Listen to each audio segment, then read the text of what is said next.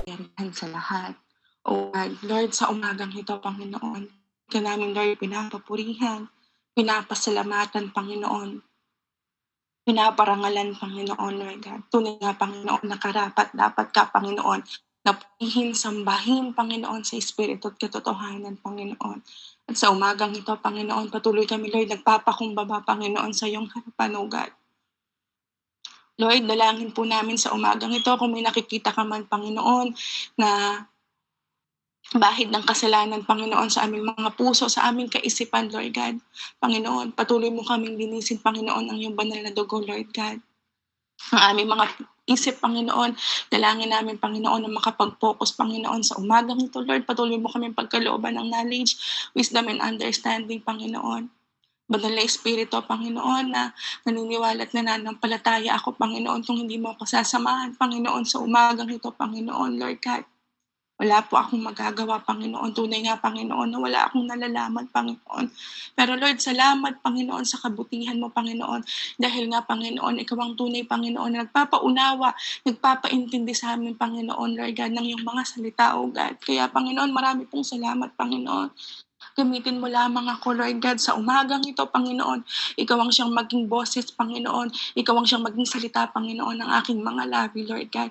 Maraming salamat sa umagang ito at maraming salamat, Panginoon, sa mga anak mo, Panginoon, na nagpapatuloy, Panginoon, Lord God. In the name of Jesus, Panginoon, ibinibigay ko po sa iyo, Panginoon, ang pinakamataas na papuri, pagsamba, pagluluwalhati, Panginoon, at parangal sa pangalan ng aming tagapagligtas na si Jesu Cristo. In Jesus' name, Amen. Amen po. Dahil nandito po ang ating pastora, kung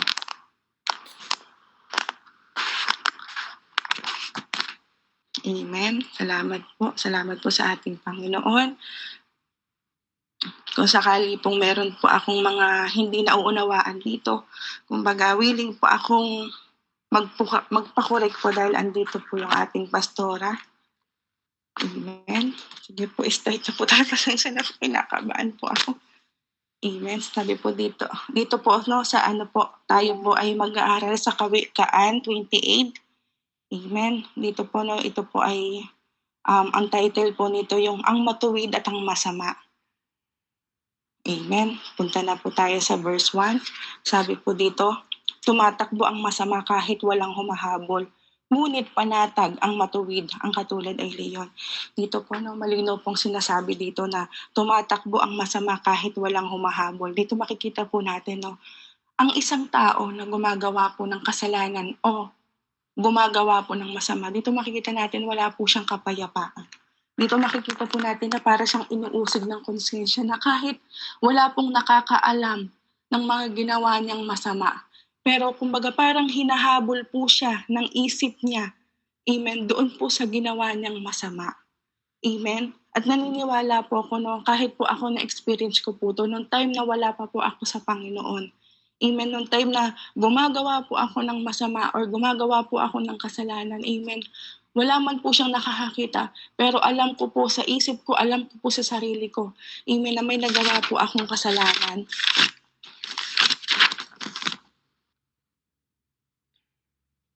Kaya ito po yung nangyayari sa mga taong gumagawa po ng masama.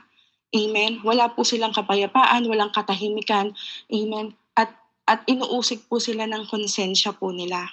Pero salamat po siyempre sa ating Panginoon kasi nung time na nakilala po natin, amen, ang ating Panginoon, kumbaga unti-unti niya po tayong binabago, unti-unti niya po tayong inaayos at ipinapaunawa niya po sa atin. Amen, no yung masama ay hindi po kalugod-lugod sa harapan po ng ating Panginoon. Amen, pero sabi po dito, ngunit panatag ang matuwid, ang katulad ay leon. Di po ba? Kumbaga parang, di ba, ang sarap po, di po ba, na mamuhay sa araw-araw na meron po tayong kapanatagan, na alam natin na wala po tayong ginagawang masama. Kumbaga meron tayong kapayapaan, amen, sa buhay natin, sa isip natin, sa puso natin.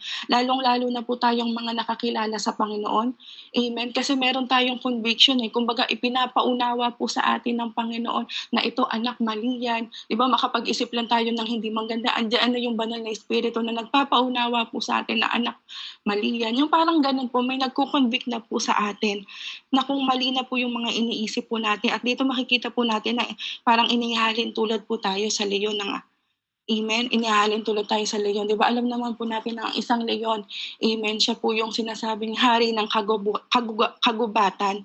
'Di po ba ang isang leyon, 'di ba hindi po siya katulad ng ibang hayop, amen, na magulo.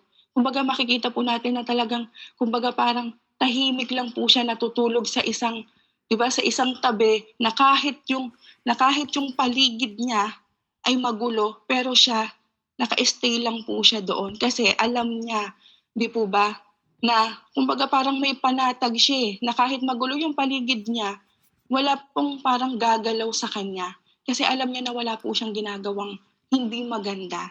Kumbaga parang doon po tayo inihalimbawa po ng ating Panginoon. Kaya salamat po sa ating Panginoon kasi talagang meron po tayong kapanatagan.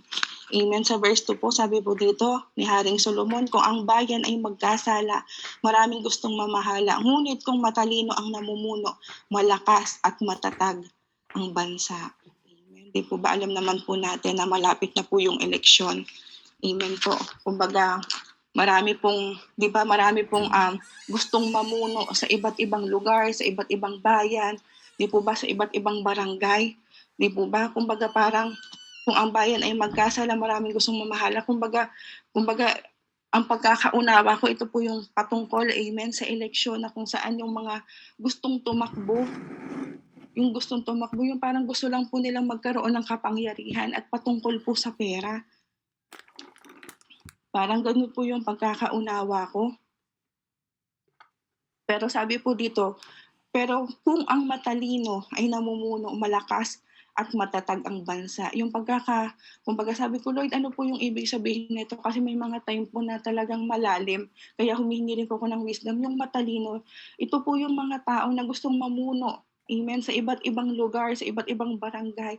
Ito yung matalinong sinasabi ng Panginoon na yung nakakakilala sa Kanya. Kasi once na yung mga namumuno, yung tumatakbo sa mga lugar natin, yung mga barangay captain, yung mga senador, 'di ba, yung sa mga gobyerno. Once ito yung sinasabi ng Panginoon na matalino yung mga tao na nakakakilala sa kanya. Kasi once na yung mga tao na namumuno sa ating mga lugar, amen, sabi magkakaroon daw po ng matatag, maganda, malakas na bansa. Kumbaga, kaya ayun po yung sinasabi po ng ating Panginoon. Kumbaga siyempre maging matalino rin po tayo sa mga tao na iboboto po natin. Alam naman po natin na may mga tumatakbo, amen, na nakakakilala po sa Panginoon, na malinis po yung kanilang intensyon. Amen. Kaya salamat po sa ating Panginoon. And then verse 3 po, sabi po dito, ang pinunong sa mahihirap ay sumisiil, ay tulad ng ulang sumisira sa pananim. Amen. Yung sumisiil po 'no, yung parang ang pagkakaunawa ko po dun yung mahirap ka na nga, yung parang mas lalo pa pong pinapahirapan ng mga pinuno.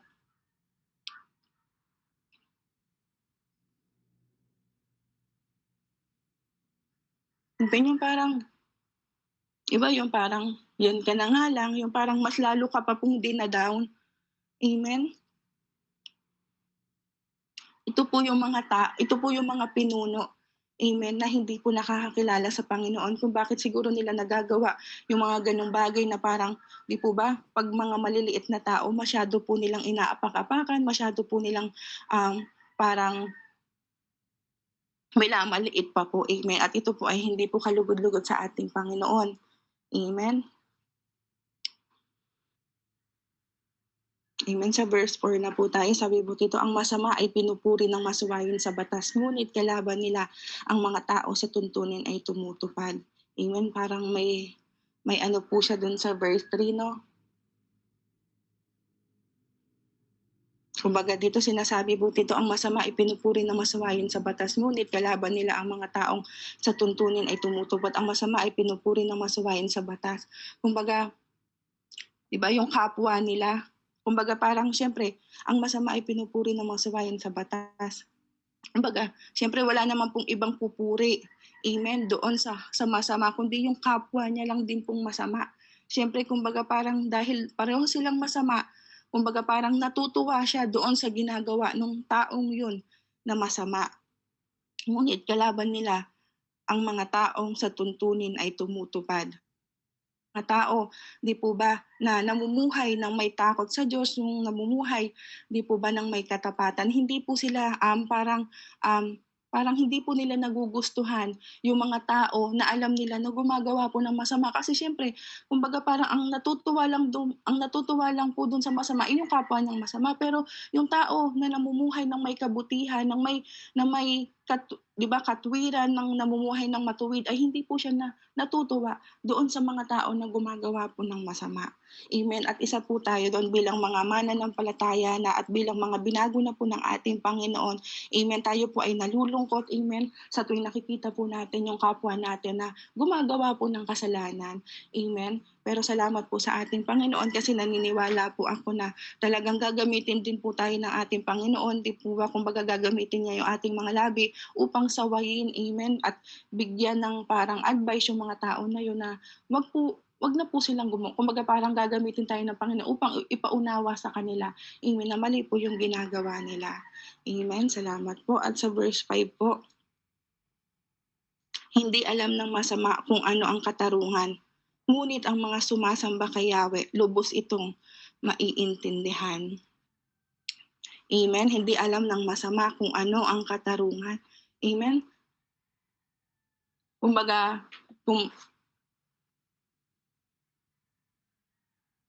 kumbaga kasi ang tao kasing masama, 'di po ba? Katulad ko dati nung wala pa po ako sa Panginoon, sa tuwing gumagawa po ako ng masama, kumbaga parang okey lang, parang hindi ko kumbaga parang siyempre dahil wala pa po akong Lord sa buhay ko, parang parang okey lang po, 'di ba? Parang okey lang po na gumagawa ako ng masama, okey lang po na nagsisinungaling ako, yung parang gano'n po, yung parang kasi dahil hindi ko po kilala ang Panginoon. Kasi ang mga taong masama, 'di po ba, ang mga taong hindi po nakakilala sa Panginoon, gagawin at gagawin niya po. Amen. Yung mga nais niya, yung mga gusto niya. Amen. Yung parang hindi niya iniisip yung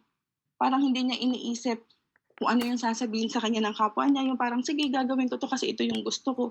Yung parang gano'n po. Pero sabi po dito, "Ngunit ang sumasamba kay Yahweh, lubos itong maiintindihan." Amen. Salamat po sa ating Panginoon. Amen. Kasi once na tayo po ay nakakilala na, amen, sa ating Panginoon, kumbaga talagang andun na po yung takot natin, eh, yung banal na pagkatakot po natin sa paggawa po ng kasalanan. Kahit po yung sinasabi, yung simpleng ang pagsisinungaling, amen. Kumbaga bago pa lang po tayo magsinungaling, nag-iisip pa lang po tayo, 'di ba, ng hindi maganda sa ating kaisipan. Kumbaga parang sinasaway na po tayo, 'di po ba, ng Diyos, sinasaway na tayo ng banal na espiritu na 'wag na po natin itong gawin. Kasi kumbaga parang pumapasok po sa isip natin, parang nagsasalita ang Diyos na, 'di po ba, na may Diyos na nakakakita, nakakarinig at nakakabasa ng ating kaisipan. Kaya talagang salamat po sa Panginoon kasi binigyan niya tayo ng banal na pagkatakot at pagkilala po sa ating Panginoon, at lubusan po nating nauunawaan na ang kasamaan, ang masama, amen, or ang kasalanan ay hindi po talaga kalugod-lugod sa ating Panginoon. Verse 6, mabuti na ang mahirap na mumuhay sa katwiran kaysa sa taong mayaman, ngunit makasalanan. Amen. Di po ba, kumbaga parang sabi ko nga po, no, parang pinakita po sa akin ng Panginoon dito yung buhay ko. Okay na nagtitinda ka lang ng kikiam, anak. Basta namumuhay ka lang ng patas sa mundong ito. Alam mo yung tama at alam mo yung mali. Kaysa naman doon sa mga taong mayaman, ngunit makasalanan. Amen po. Kumbaga parang kung bakit sila yumayaman, di po ba dahil sa mga panloloko, di po ba kung bakit sila yumayaman dahil sa mga maling kaparaanan. Ito yung mga tao na nai-involve sa mga transaction, di po ba, yung mga online sugal, di po ba kung bakit sila yumayaman dahil po sa mga ganun, dahil po sa mga sugal. At alam naman po natin na ito ay hindi nagmula po sa ating Panginoon. Kaya purihin po ang ating Panginoon. Verse 7 po, ang anak na matalino ay sumusunod sa aral, ngunit ang nakikipagbarkada sa masama ay kahihiyan ng magulang. Amen. Dito po makikita po natin, no, once na ang ating mga anak ay sumusunod sa atin, amen, talaga andun po yung kagalakan, amen, sa ating mga puso. Amen. Pero dito makikita po natin yung 'di ba, mas maganda, amen, na ang ating mga anak ay mas sumusunod po sa aral po ng ating Panginoon, amen. Mas kumbaga parang mas may kagalakan po tayo na alam po natin na sumusunod siya sa atin at mas lalo po siyang sumusunod po sa salita po ng ating Panginoon. Ngunit ang nakikipagbarkada sa masama ay kahihiyan ng magulang. Amen. Kaya talagang isa rin po talaga sa mga pinapanalangin po natin yung mga kabataan. Amen. Yung ating mga anak. Amen. Na ilayo po talaga sa mga di po ba sa mga kaibigan, sa mga barkada na hindi mo pangakabuti para po sa kanila doon sa mga barkada na dadalhin po sila, amen, doon sa kapahamakan. Amen. Kaya talagang kumbaga, once sabi po dito masama at kahihiyan ng magulang kasi siyempre example po ipatawag sila sa barangay, 'di ba? Parang, "Oh, yung anak mo napasali na naman dito sa kaguluhan." Siyempre bilang mga magulang parang tayo po yung masisisi, hindi mo tinuruan ng maayos yung anak mo kaya ganyan." Kumbaga parang gano'n, kahihiyan po yun ng isang magulang pero, pero siyempre purihin po ang ating Panginoon kasi kumbaga parang talagang tinuturuan din po tayo ng Panginoon, amen, na idisiplina at ipakilala ang Panginoon, amen, at sumunod din po sa Panginoon ang ating mga anak. Amen po. Sa verse 8 na po tayo. Sabi po dito, ang kayamanang natamo sa pamamagitan ng patubuan ay mauuwi sa maawain at matulungin sa nangangailangan. Di ba, kumbaga, alam naman po natin ito, no? Kasi kahit ako naman po is nangungutang. Yung bang 1K po yung hiniram mo, pero yung tubo po is 1,2 na po yung babayaran natin. Di po ba? Kumbaga dito po no, medyo malalim po ulit ito, no? Kaya humingi rin po ako ng parang wisdom po sa ating Panginoon. Kumbaga, bakit po sinasabi dito na mauuwi po sa maunawain at matulungin? Kumbaga parang sabi nga na, kumbaga parang ang pinaunawa po sa akin, hindi po siya literal na pera. Kumbaga, yaman na kumbaga parang ito po ay parang nagmumula po, amen, sa ating Panginoon. Yung sa salita po ng Panginoon, kasi yung sinasabing kayamanan, ito po yung yaman na meron tayo, yung tumutubo po sa ating mga puso, parang kino-convert po na yung nung time na parang yung parang kino-convert niya po dun sa nung yung parang bilang mga anak ng Diyos, 'di po ba yung parang yung mga itinanim po na parang salita po sa ating mga puso, 'di ba? Once na po ito po ay parang tumubo at lumago, kumbaga magkakaroon po siya ng patubuan. Example po, kumbaga parang 'di po ba may mga lumapit po sa atin na parang, "Sis meron ka ba diyan ano, parang meron ka ba diyang 1 kilong bigas?" Kumbaga parang kahit meron ka, 'di po ba parang hindi mo pinahiram yung tao na yun. Kumbaga parang hindi po tumubo sa ating mga puso yung mga salita, amen, na naririnig po natin sa ating Panginoon. Pero once na ito po ay tumubo, amen, sa ating mga puso yung mga salita, amen, at pinapamuhay po natin sa ating mga buhay. Sabi po dito, mauuwi sa maawain. Kumbaga, di po ba? Kumbaga parang ito po ay ibabahagi po natin sa mga tao na wala po sa ating Panginoon. Kumbaga parang ganun po. At magiging matulungin po tayo sa lahat ng pangangailangan. Yung ba 'pag may lumapit po sa atin dahil nakakakilala tayo sa ating Panginoon, amen, marunong po tayong kumbaga parang ibabahagi po natin yung salita ng Panginoon. Pasensya na po kung medyo di ko po ma-explain po ng maayos. Amen, salamat po sa verse 9 po. Ang panalangin ng taong hindi sumusunod sa kautusan ay kasuklam-suklam. Amen. Kumbaga parang ito po yung mga tao na kahit anong panalangin, parang di po tinutugon ng ating Panginoon. Amen. Bakit po? Kasi mali po kasi yung motibo ng kanilang puso na parang example, di ba yun, na parang nananalangin sila, Panginoon, gusto ko ng sasakyan, parang gusto kong magkamotor, yung parang gano'n po example. Pero yung motibo pala ng puso mo kaya gusto mong magkamotor at humihingi ka sa Panginoon kasi naiinggit ka dun sa ano mo, dun sa kapitbahay mo kasi meron pala silang bagong motor. 'Di po ba, "Lord, puwede bang ibilhan mo ako ng TV?" Yung parang gano'n. Kung bakit tayo, nananalangin na magkaroon ng TV kasi gusto mo lang palang, mahigitan. Yung parang mas gusto mo mas malaki yung TV mo doon sa kapitbahay mo. Kumbaga mali po yung motibo po natin. Kumbaga ito po ay kasuklam-suklam at hindi kalugod-lugod po sa ating Panginoon. Amen po. Kaya kumbaga, sa tuwing nananalangin po tayo, amen, patuloy po natin saliksikin, amen, yung ating mga puso, yung ating motibo kung bakit po natin hinihingi sa Panginoon yung mga ganyang bagay. Amen. Pero sa ating mga Kristiyano, tayong mga anak ng Diyos, amen, talagang ang isa po talaga sa prayer po natin yung patuloy tayong baguhin at lumalim po talaga yung ating mga spiritual, kumbaga yung mga ganyang bagay.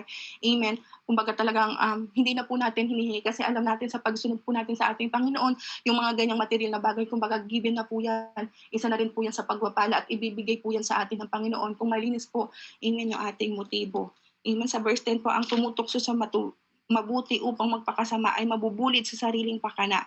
Ngunit ang taong may tapat na pumumuhay ay magmamana ng maraming kabutihan.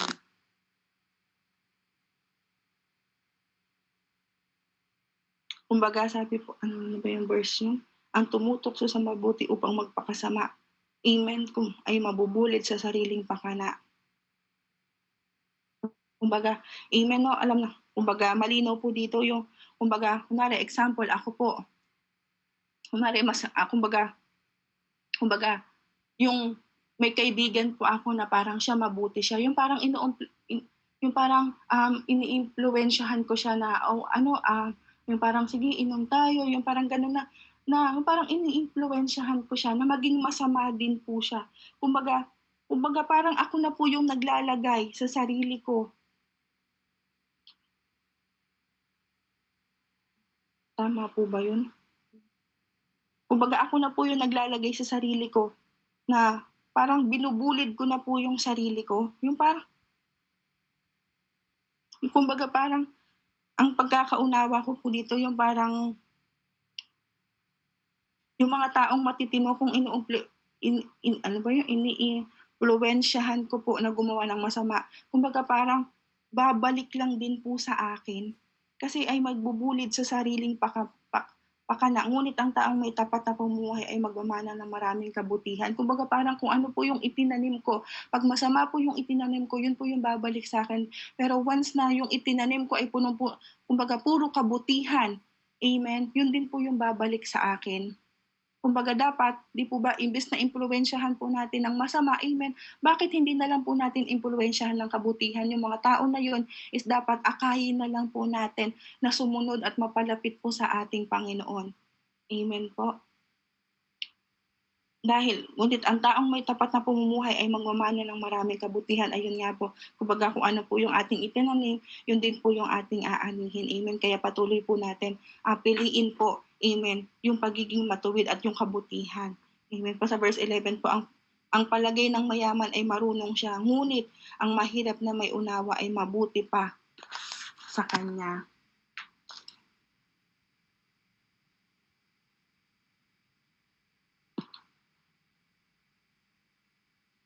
Amen 'no, marami pong kumbaga parang marami pong mayaman ngayon na parang 'di po ba dahil mayaman siya akala niya kumbaga alam niya na lahat, 'di po ba kasi mayaman siya kumbaga parang akala niya lahat ng sinasabi niya, lahat ng ginagawa niya ay tama. Yun po kasi yung kaisipan ng mayaman, ngunit ang mahirap na may unawa ay mabuti pa sa kanya. Amen. Kasi tayo mga ay kumbaga kasi ang isang tao na mahirap, amen, kumbaga parang may kakuntentuhan, eh. Kasi yung kumbaga ang mahirap daw po kasi kumbaga parang may kakuntentuhan na daw po sa kung anong meron siya.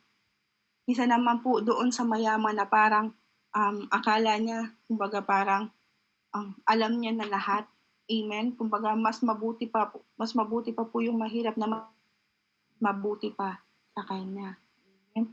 Sa verse 12, kapag matuwid na ang nasa kapangyarihan, ang lahat ay nagdiriwang, ngunit kung ang pumalit ay masama, lahat ay nasa taguan. Amen. Kumbaga, kapag po, di po ba, kumbaga, isa rin po to sa mga namumuno, amen, sa ating mga lugar. Kumbaga, kapag matuwid po yung mga namumuno, amen, ang isang bayan, amen, ay parang may kapanatagan.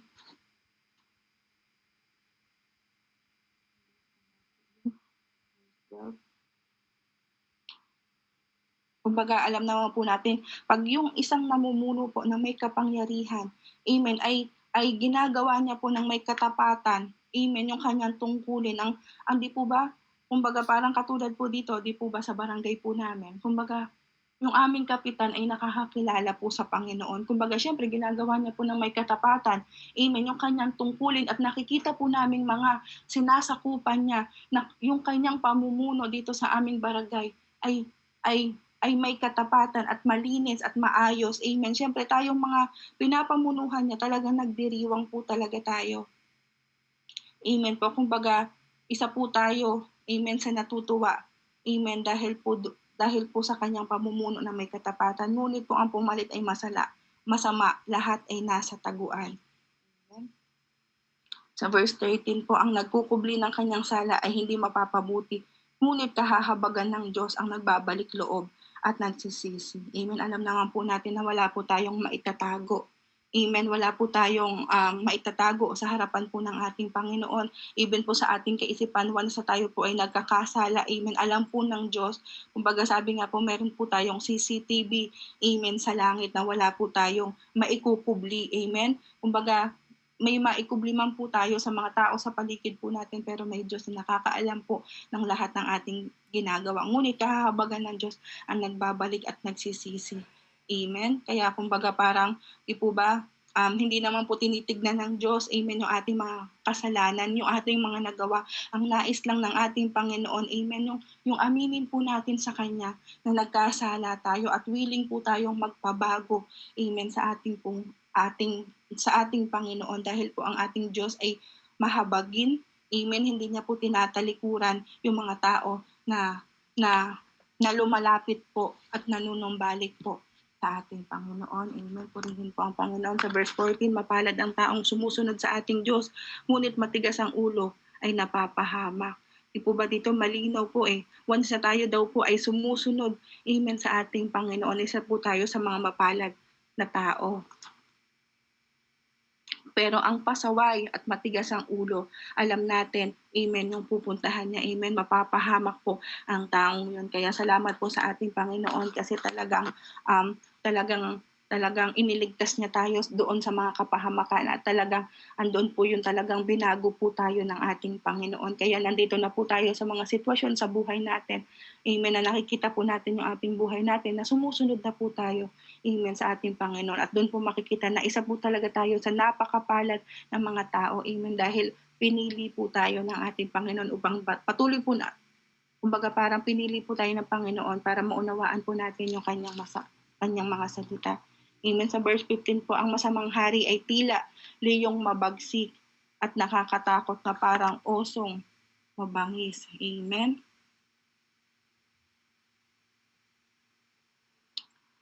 Kumbaga, di po ba? Kumbaga parang ang isa talagang hari, amen, na namumuno, amen, kumbaga parang talagang kinakatakutan po talaga ng mga tao doon sa paligid niya. Amen po.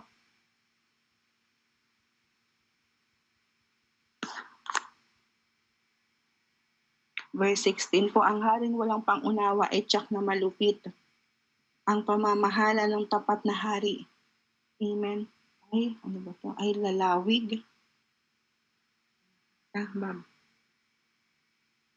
Kumbaga parang ang hari, siyempre ito, namumuno na naman po to, no? Namumuno na naman po to, no? Talagang babagsak po ang kanyang pinapamunuhan pag wala po talagang pangunawa. Amen. Yung namumuno na yun. Pero ang pamamahala ng tapat na hari ay lalawig. Amen. Sa verse 17 po, ang pumatay sa ang pumatay sa kapwa ay humuhukay ng sariling libingan, at ang taong ito'y di dapat tulungan.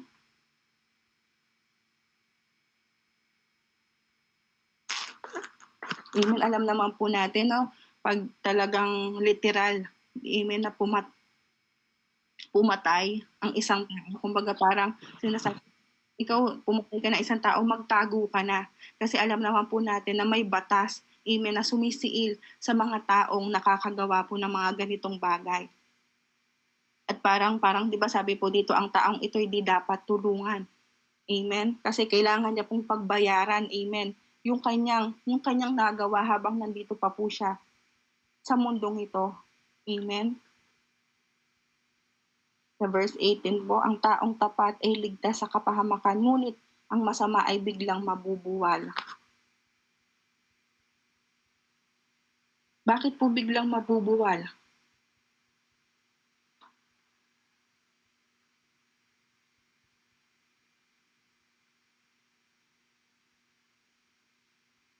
Kumbaga parang ang pagkakaunawa ko po nito, ngunit ang masama ay biglang mabubuwal. Ito po yung mga tao, amen, na katulad, 'di ba? Kunwari mapagmataas ka, amen, dahil sa pagiging mapagmataas mo, bigla ka na lang babagsak.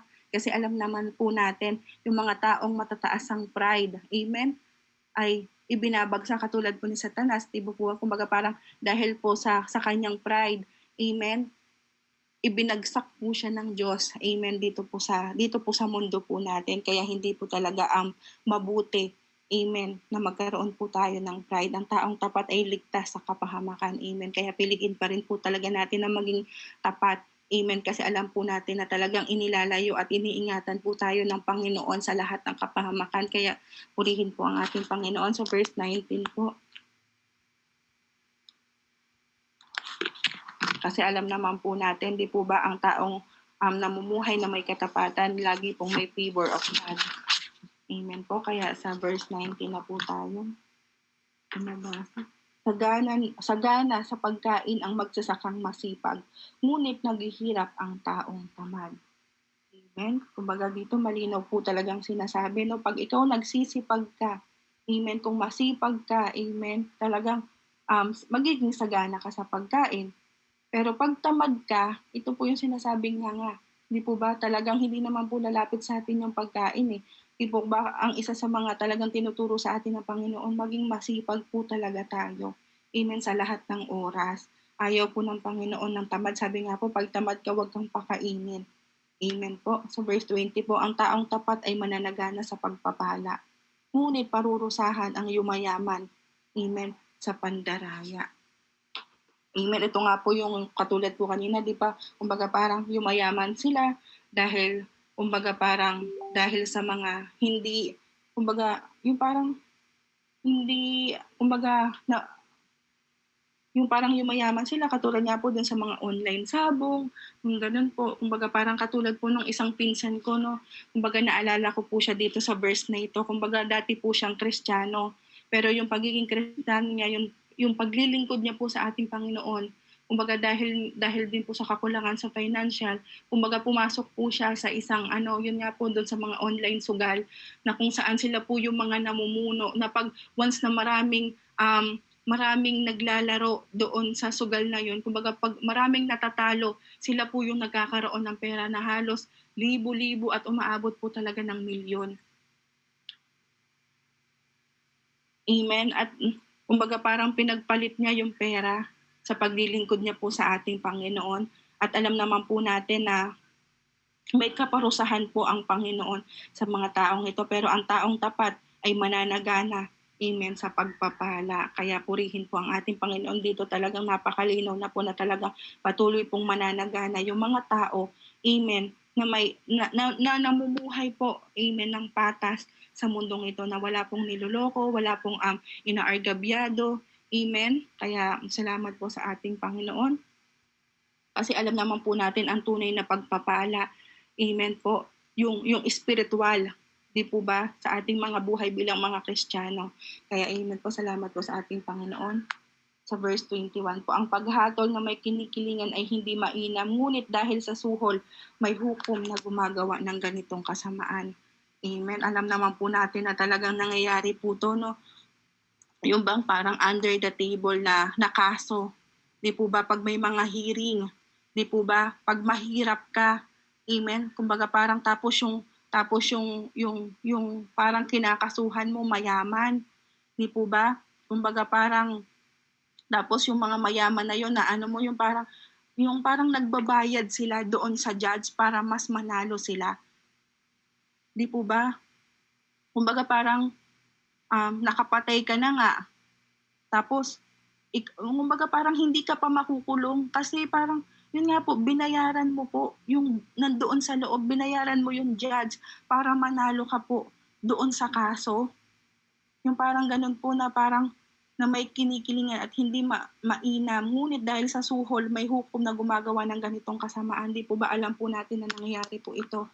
Amen. Sa mundo natin at katotohanan na nangyayari po ito na parang hindi po patas. Amen. Kumbaga parang ikaw na ngayon nakapatay, ikaw pa yung mananalo sa kaso. At yung tunay, amen, dahil mahirap siya, dahil wala siyang pera, amen, hindi niya po nakukuha yung totoong hustisya. Amen. At alam po natin na darating yung araw, amen, na para parurusahan ng Diyos yung mga tao na gumagawa ng ganito, na binibili po nila yung katotohanan. Amen. Purihin po ang Panginoon. Sa verse 22 po, pasensya na po.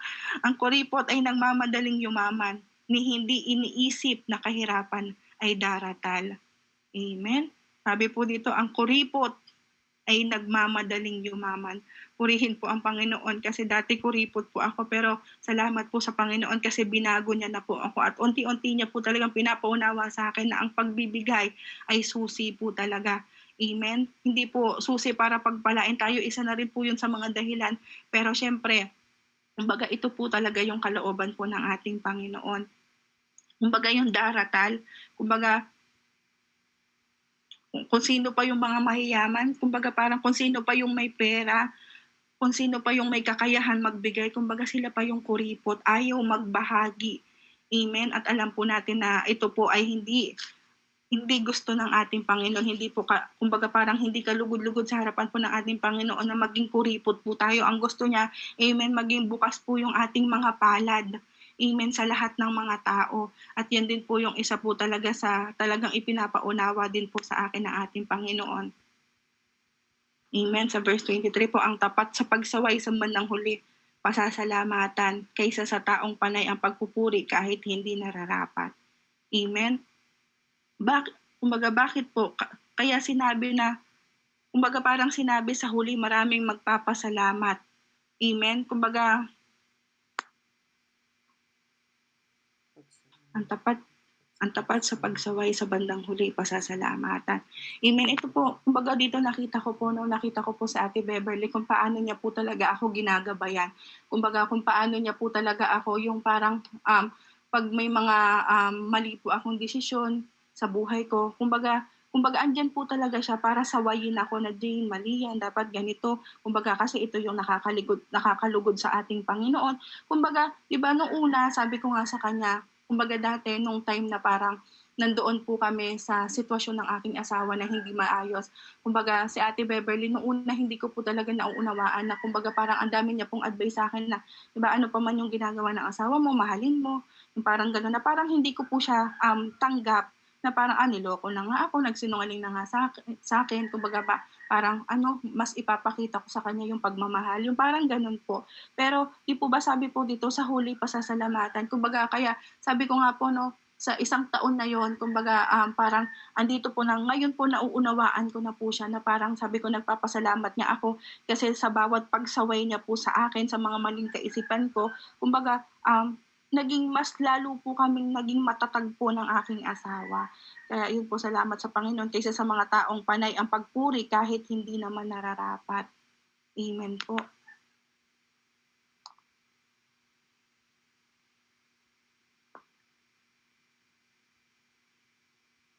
Sa verse 24 po, ang anak na ninanakawan ang kanyang magulang at sasabayhin ito hindi kasalanan ay masahol pa sa karaniwang magnanakaw. Amen, no? Alam naman po, kumbaga parang ako po dumaan din po ako sa ganito.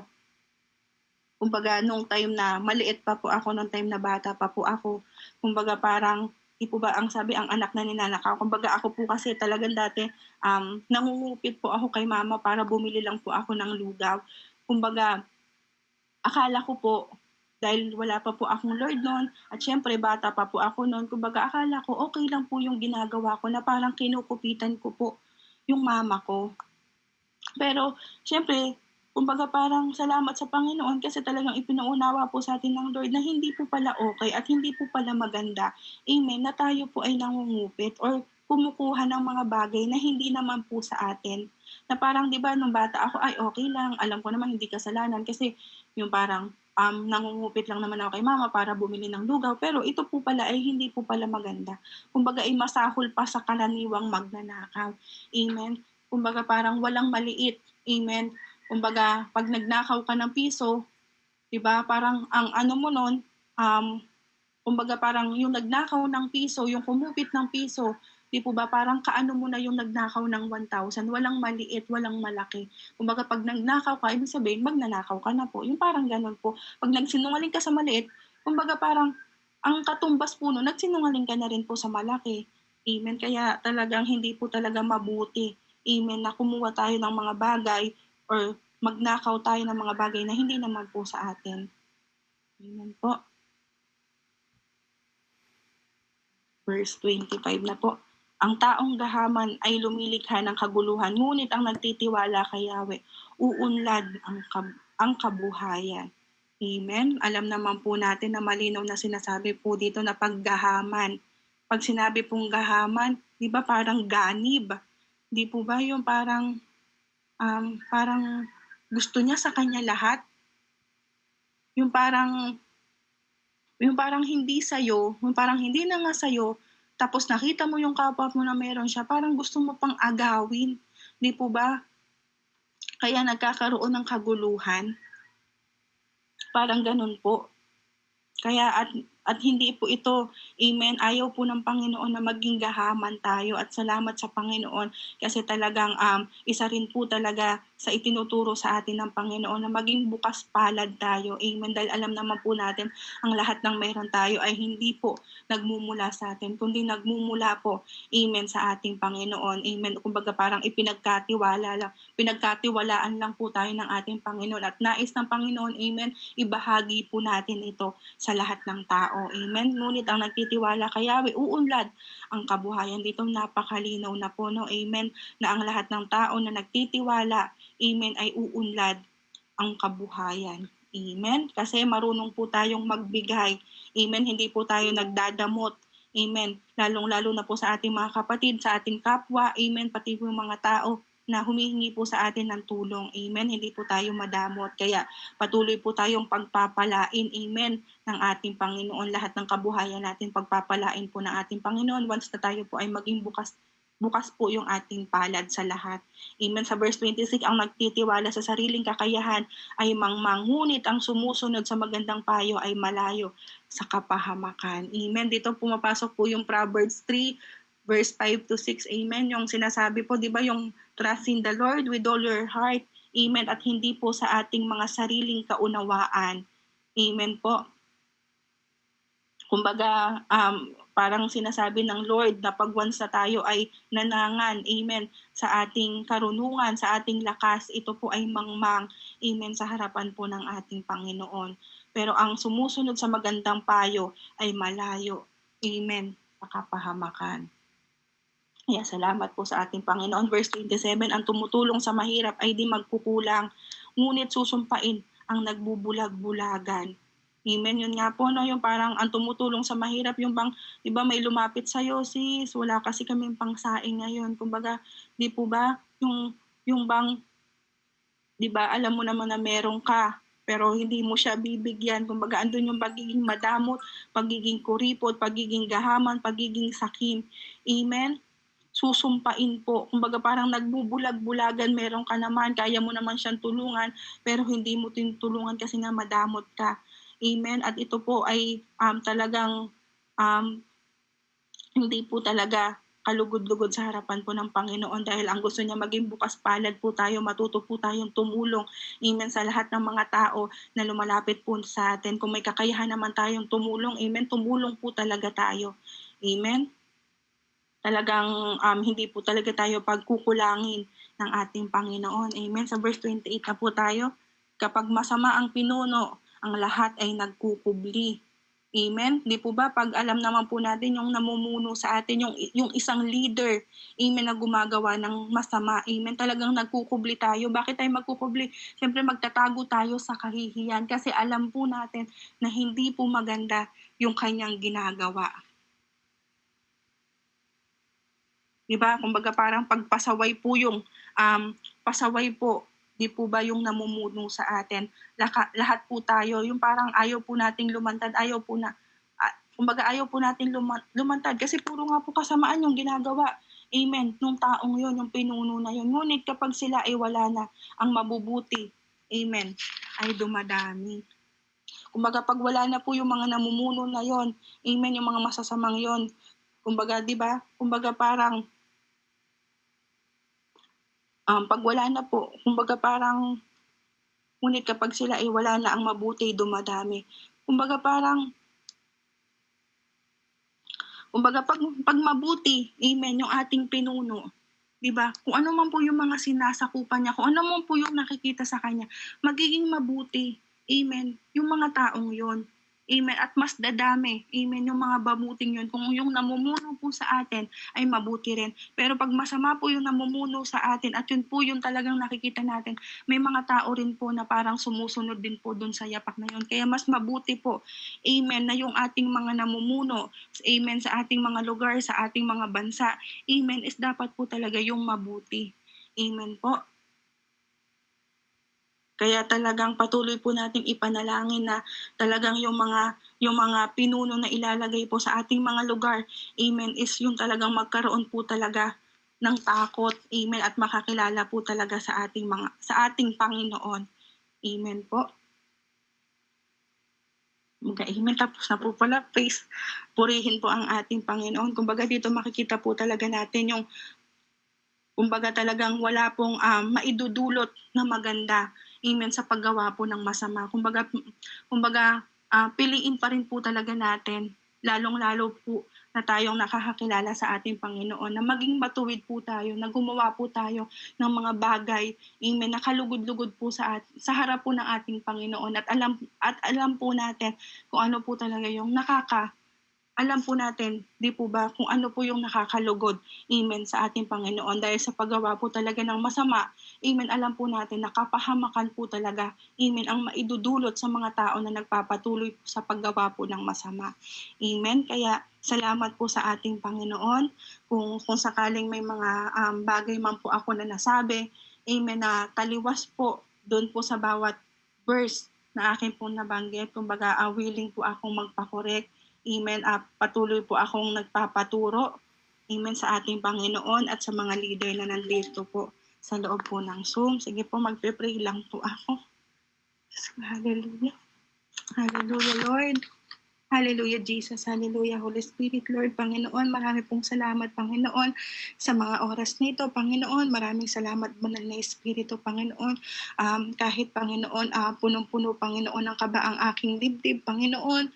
Lord God, maraming salamat, Panginoon, kasi binigyan mo pa rin ako ng opportunity, Panginoon, Lord God, na maibahagi, Panginoon, yung mga salita mo, Panginoon, at patuloy pa rin po akong nagpapaturo sa iyo, Panginoon.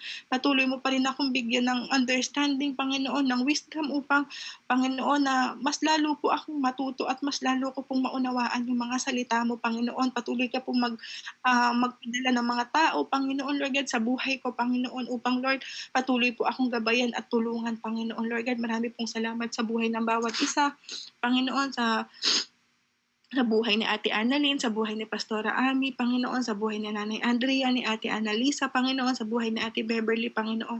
Marami pong salamat sa buhay nila na patuloy kang kumikilos, Panginoon, sa buhay nila, Lord God, sa umagang ito, Panginoon. Patuloy ka namin, Lord, itinataas, pinapapurihan, Panginoon, at pinapasalamatan, Panginoon. Maraming salamat, Panginoon, sa napakagandang umagang ito, Panginoon, na muli mo kaming ginising, Panginoon.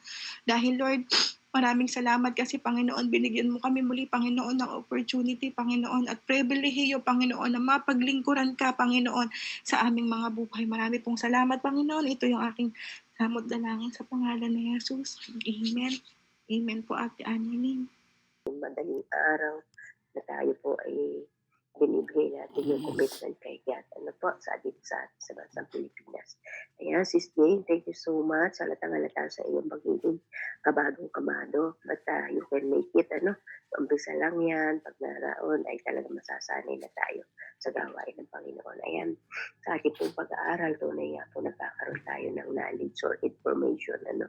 Dito po makita po natin at ando natin yung pag nakita na nga po natin yung information, yung understanding and comprehension sa salita ng Diyos na magiging tulay para po tayo ay ma-transform na kung saan nandun nga po yung wisdom or your application. Ano po? So ayan, marami tinuturo nga po si God sa ating pong pag-aaral na ito na aklat ng kawikaan na kung saan ito po ay mismo yung sa ating mga sarili, paghubog sa ating mga karakter. So ayan, bibigyan ko lang po ng pansin din po yung sa verse 13, ano po, nakita po natin mga kapatid, binanggit na ating kapatid kanina, na kung saan makita po natin, lahat po tayo nagkakamali. Sabi nga po dito, sa isang tao na kung saan hindi pa nakakakilala sa ating Panginoon, ito po itinatago, ano, kung tayo po ay isa pang hindi pa nakakakilala or let's say na bago pa lang naman ng palataya, yung ating mga pagkakamali, ano po, yung ating mga pagkakasala na binanggit dito, sabi nga po, ang nagkukubli sa kanyang sala ay hindi mapapabuti, ngunit kakahabagan ng Diyos ang nagbabalik loob at nagsisisi. So ayan, sabi nga po dito ay pag it is very hard to learn from a mistake to then acknowledge making. So, hindi po natin, halimbawa tayo nakakagawa ng pagkukulang, pagkakamali, pagkakasala, maliit at malaki yan sa pananalita man yan o sa ginagawa natin. Sabi nga po dito, a good mistake, it doesn't teach us something. Sabi nga po dito ay, to learn from our error, you need to admit it. Kailangan tanggapin natin na tayo nagkamali. Huwag po nating itago yun dahil ang Diyos ay halatang kitang-kita yan. Ano ang sabi? Kailangan nating i-admit, kailangan nating i-confess, kailangan nating i-analyze, at magkaroon po tayo ng adjustment na kung saan hindi na natin gawin uli o sabihin uli o isipin muli ang mga bagay na hindi na alam nating mali. Ano po? Sabi nga po dito, something in each of us is strongly resist admitting we are wrong. That's why we admire people who openly, graciously admit their mistake. Ano? Nakakahanga po yung mga tao na kung saan sa kanilang mga pagkakamali ay bulgaran nila, hayagan nilang isinasabi yun dahil yun po yung magpapalaya talaga sa bawat isa sa atin kung hindi po natin tinatago ang ating mga pagkakamali at inaamin natin yun sa harapan ng tao at sa harapan ng ating people, ng mga tao. Ano? Sabi nga po yung mga taong yun na kung saan tumatanggap ng kanilang pagkakamali. Sabi nga po, these people have a strong self-image. Ano po? They do not have the right to be good but about themselves. Sabi nga po, willing to consider tayo, admit natin na tayo ay mali. Upang sa gayon, magkaroon tayo ng pagbabago at yun po ay sa pagbabago natin ay ito yung kailangan natin. Remember, alahanin po natin, the first step to forgiveness, ang unang hakbang para tayo mapatawad ay tayong confession po natin. At yun po ay sa harapan ng ating Panginoon or kung sa mga taong ating nagkaroon tayo ng pagkukulang. Ano? Let's admit, admitin po natin, mahirap po ang magpatawad, mahirap po ang kung sa ay mag-approach ka sa taong iyong kumbaga nagkasala sa iyo pa o kaya ay nagkasala ka to ask forgiveness. Pero kung hihingi natin ang lakas na loob sa Panginoon at una natin siya i-confess sa Panginoon, ando na alam natin ang Diyos ng Holy Spirit ang magagabay at papatnubay sa atin para po tayo ay patuloy na magkaroon ng kapatawaran at iwan na natin yung ating mga pagkakasala. Ano po? So, ito lang po, sa verse 27 po, sa pagpapahayag po na ating kapatid, ang namimigay sa mahirap ay di nagkukulang, ngunit susumpain ang nagbubulag-bulagan. Alam natin mga kapatid na kung saan ay ang mahalaga at napaka-importante sa ating Diyos ang mga nangangailangan. Padakot ating kumbaga mga hihirap o yung mga tao na kung saan naman ba kailangan yung needy sa spiritual, physical, financial, na kung saan ito po ay ito po mahalaga sa ating Panginoon. So hindi dapat natin i-ignore yung mga taong nangangailangan. Sabi nga po dito sa ating pag-aaral ay kita po natin na kung saan maging bukas na po tayo ang ating puso sa mga hirap. At ang sabi nga po, those who open their eyes to the poor people will be blessed. Nandun nga po na kung saan ay kailangan po, naandun ang pagbiyaya at pagpapala kung tayo nandun na kinadililingap natin ang mga nangangailangan. Sabi nga po, if we help others when they are in trouble, they will be what? Kung ang tayo tumutulong sa mga tao nangangailangan, at magagawa daw po nila kung ano yung favor na kung saan para sa atin. Kasi babalik loob na yun. Kumbaga, gagawa sila ng kapamaraanan para tayo ay ibalik sa kanila, sa atin, yung kung anong naitulong natin. Sinabi po din po yan kasi sa aklat yung sa chapter 11 nitong aklat ng Kawikaan. Sabi nga po dito sa chapter 11 ng Kawikaan 24, ang taong mapagbigay ay lalong yumayaman, ngunit naghihirap ang tikom ang kamay. Sabi nga po dito, sabi po sa verse 25, ang taong matulungin ay luluwag ang pamumuhay at ang marunong tumulong ay tiyak na tutulungan. So ito po yan. Kailangan po natin bigyan pansin yung mga nangangailangan, physical, spiritual, at mga financial, na kung saan pinangako din naman po ng ating Panginoon sa buhay po. Kasulat ni Pablo sa mga Philippians na sabi nga po dito ay God will supply all our needs.